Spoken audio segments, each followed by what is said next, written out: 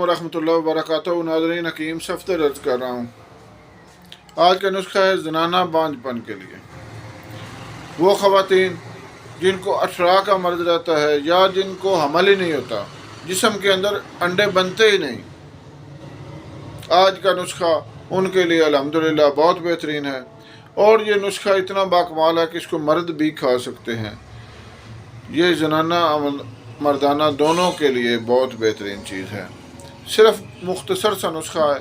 आपने लेना असगंध नगोरी और मुलट्ठी। हम वज़न लेकर इसको बारीक पीस लें।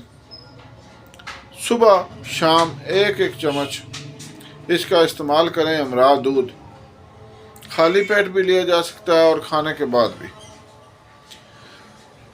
तकरीबन 2 महीने मुसलसल इस्तेमाल करें।